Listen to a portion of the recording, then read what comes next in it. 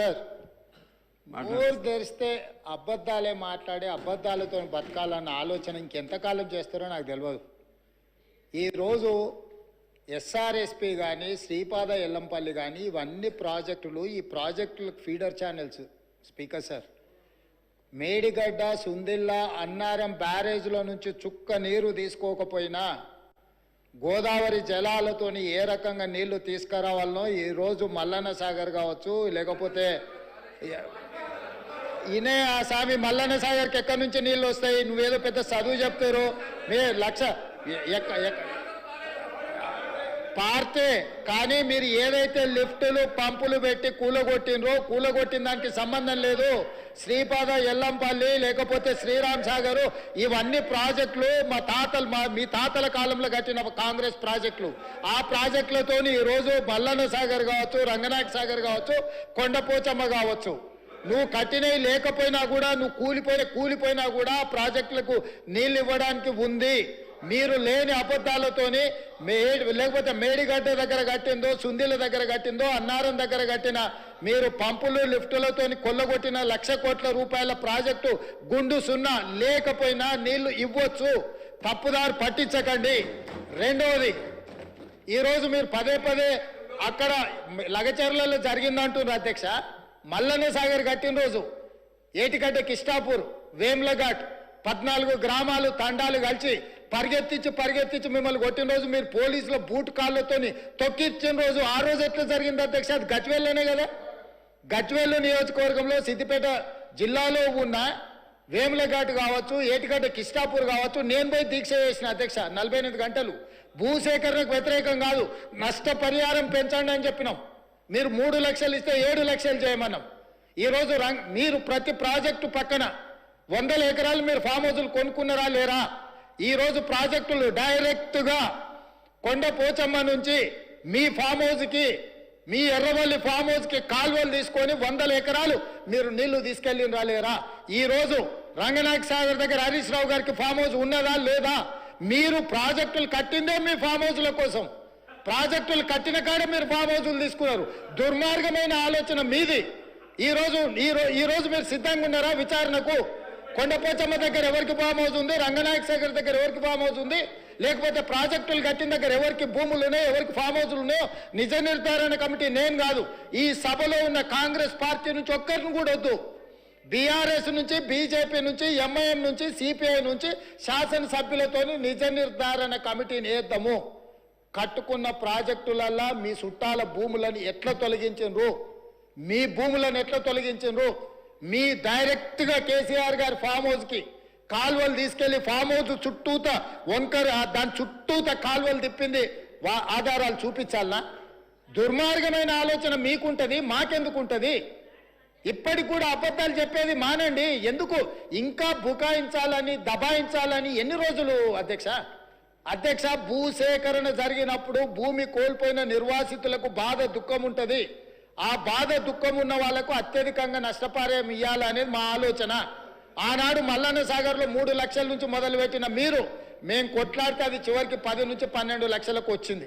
ఇవాళ కొడంగల్లో, లగచెర్లలో 20 లక్షల ఎకరాకు అసైన్మెంట్ భూములకు కూడా 20 లక్షలు ఇచ్చినాం. 5 లక్షల రూపాయలు ఇందిరమ్మ ఇల్లు ఇచ్చినాం. 150 గజాల ఇంటి స్థలం ఇచ్చినాము. ఈరోజు one of the best package మేము కొడంగల్ ఇస్తే, మీ మాజీ ఎమ్మెల్యే మీరు పర్సనల్గా వెళ్ళి మీరు ఏమైనా చేయండి, అధికారులను చంపండి, మేము చూసుకుంటామని చెప్పింది పబ్లిక్ డొమైన్లు ఉంది. మీరు ఈరోజు టీవీలలో, పేపర్లలో ప్రముఖంగా వచ్చింది. వచ్చిన వాళ్ళు వచ్చినట్టు చంపండి అని చెప్పి హరీష్ రావు, కేటీఆర్ చూసుకుంటారని చెప్పి నరేందర్ రెడ్డి గారు అక్కడికి వెళ్ళి మాజీ ఎమ్మెల్యే పబ్లిక్లో స్టేట్మెంట్ ఇచ్చిండు. ఇట్లా అధికారులను 10 ఏళ్ళ అధికారంలో ఉన్న మీరు అధికారులను చంపమని, ఏ అధికారులు అయితే ఈ తెలంగాణ రాష్ట్ర అభివృద్ధి కోసం పనిచేస్తారో గా అధికారులను చంపమని ప్రోత్సహించిన మీరు ఈ రోజు వచ్చి మీరు భూసేకరణ గురించి మాట్లాడుతున్నారా? మీరు మాకొచ్చి చదువు చెప్తున్నారా? మేము కాంగ్రెస్ పార్టీ ప్రాజెక్టులు కట్టలేదా? నాగార్జున సాగర్ నుంచి శ్రీశైలం వరకు మీరు కట్టినరా? లేకపోతే కల్వకుర్తి, భీమా, నెట్టంపాడు, కోల్సాగర్ మీరు కట్టినరా? ఏ మాటలు మాట్లాడుతున్నారు? కమిషన్ల కోసము ప్రాజెక్టుల రీడిజైనింగ్ పేరు మీద 36,000 కోట్ల రూపాయల విలువ ఉన్న ప్రాణహిత చేవెళ్ల ప్రాజెక్టును కాళేశ్వరం పేరు మీద 1,50,000 కోట్లకు అంచనాలు పెంచారు. ఇప్పటి వరకు మీరు అధికారం దిగిపోయే నాటికి 1,02,000 కోట్ల రూపాయల బిల్లులు చెల్లించారు. మీరు అత్యంత అవినీతికి పాల్పడ్డ ప్రాజెక్టు మీద ఈరోజు విచారణ 1 మ్యాన్ కమిషన్ ఎంక్వైరీ జరుగుతుంది. మీరు చెప్పిన ప్రజల సెంటిమెంట్ అయిన పవర్ ప్రాజెక్టులు విద్యుత్తు ముసుగులో 1,000 కోట్ల రూపాయలు కూలగొడితే ఈరోజు కమిషన్ రిపోర్ట్ ఇచ్చింది. మీరు ఫ్రాడ్ చేసిండ్రు, ఫ్రాడ్కి వీళ్ళని శిక్షించమని 1 మ్యాన్ కమిషన్ సుప్రీంకోర్టు వరకు పోయి కొట్లాడారు.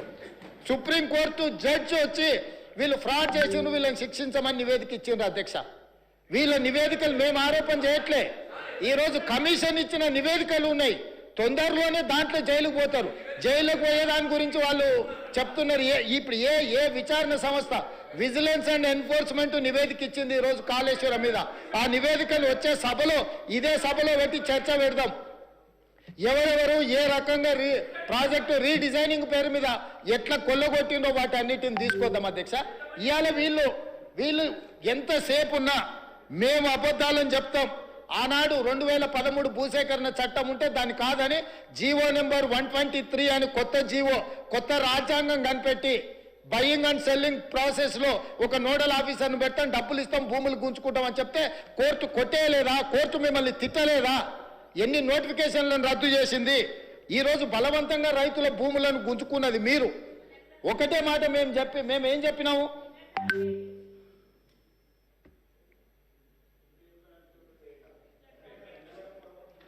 నేను ఒకటే చెప్పదలుచుకున్నా అధ్యక్ష, ఈరోజు వాళ్ళు అర్థం చేసుకోవాల్సింది, కామారెడ్డిలో చంద్రశేఖరరావు గారిని ప్రజలు ఓడగొట్టిండ్రంటే ప్రజల ఆగ్రహం ఎట్లుందో అధ్యక్ష, నాకు ఓటమి మొదటిసారి కాదు, నేను ఓడినా గెలిచిన. కానీ ఆయన ఇంద్రుడు, చంద్రుడు, దేవుడు, తెలంగాణ ప్రదాత, తెలంగాణను ఉద్ధరించడానికే, తెలంగాణకి ఆయన జాతి పిత అని, వీళ్ళు తెలంగాణ జాతి పిత అని చెప్పుకున్న చంద్రశేఖరరావును కామారెడ్డి ప్రజలు బండకేసి కొట్టి ఒక సామాన్యుని ఎమ్మెల్యేగా గెలిపించారు. నేను ఆ రోజే చెప్పిన, నేను పోతుండొచ్చు కానీ పోతా నిన్ను పట్టుకొని పోతా అని. నేను పోతా నిన్ను పట్టుకొని పోతా అని.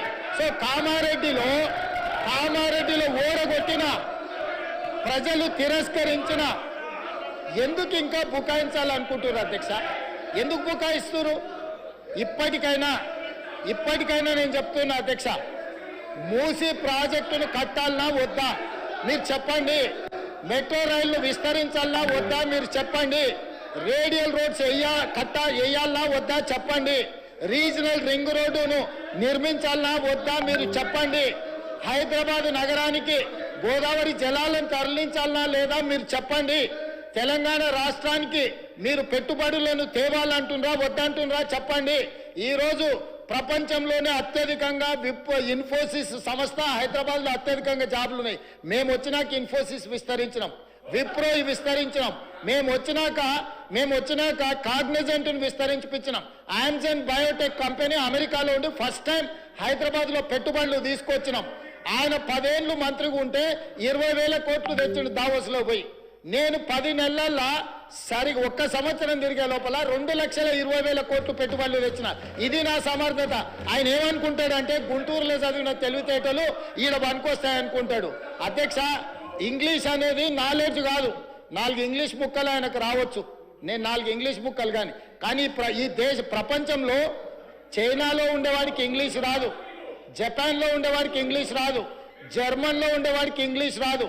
కానీ ఈరోజు చైనా, జపాన్, జర్మన్ ప్రపంచాన్ని శాసిస్తుంది అధ్యక్ష. 4 ఇంగ్లీష్ ముక్కలు వస్తే ఒకవేళ హోటల్లో పనిచేయడానికి, ఆర్డర్స్ తీసుకోవడానికి పనికొస్తుండొచ్చు అధ్యక్ష. బట్ట షాప్లో బట్టల అమ్మనికి పనికొస్తుండొచ్చు. గుంటూరులో చదివిన తెలివితేటలన్నీ మా దగ్గర వచ్చి చూపించొద్దు అధ్యక్ష.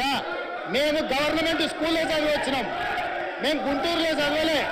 మా తెలుగు మీడియం అధ్యక్ష, తెలుగు మీడియము గ్రామీణ ప్రాంతాలలో గవర్నమెంట్ స్కూల్లో చదువుకొని వచ్చినాం అధ్యక్ష. మేము గుంటూరులో పోయి చదువుకొని రాలే, ఆ తర్వాత పూనా పోలే, ఆ తర్వాత విదేశాలు తిరగనిక పోలే. మేము ఇక్కడనే పుట్టినాం, ఇక్కడనే పెరిగినాం, ఇక్కడనే చదువుకున్నాం. లోకల్ పరిజ్ఞానంతో పనిచేస్తున్నాం అధ్యక్ష. ప్రజల బాధ తెలిసిన వాళ్ళం అధ్యక్ష. మేము 4 ఇంగ్లీష్ ముక్కలు వచ్చినంత మాత్రాన అదేదో గొప్పతనం అని దాని మీద ఏదో పెద్ద ఉపన్యాసాలు ఇచ్చి దాన్ని చూపించి ఏదో సాధించినమని. కాబట్టి ప్రపంచంలో అత్యధికంగా ప్రపంచాన్ని శాసిస్తున్నది చైనా, జపాన్, జర్మన్. ఆ దేశంలో ఎవరికేం ఇంగ్లీష్ వ్యవస్థను. అట్లాంటిది ఈరోజు తెలంగాణ రాష్ట్రంలో ఒక రైతు కుటుంబం నుంచి వచ్చి, గ్రామీణ ప్రాంతాల నుంచి వచ్చి, గవర్నమెంట్ స్కూల్లో తెలుగు మీడియంలో చదువుకున్న నేను ముఖ్యమంత్రి అయితే ఎందుకు మీకు కడుపుమంట? ఏందా బాధ? అసలు కళ్ళల్లో నిప్పులు పోసుకుంటారు అధ్యక్ష. నేను కనిపించగానే ఆయననే చూడనికనే వస్తలేడు, చూస్తే అదేదో పాపమైంది అన్నట్టు.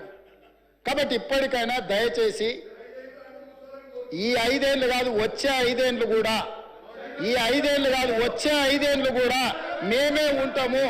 మీరు అక్కడ ఉండాలనుకుంటే సలహాలు ఇవ్వండి. పెద్ద ఆయన మీకు కుర్చీ ఇయ్యడు. నేను మళ్ళీ కూడా చెప్తున్నా, పెద్ద ఆయన గురించి నీకు ఎంత తెలుసో తెలియదు కానీ నాకు చాలా తెలుసు. వెనకటికి నీకు కూడా చెప్పిన.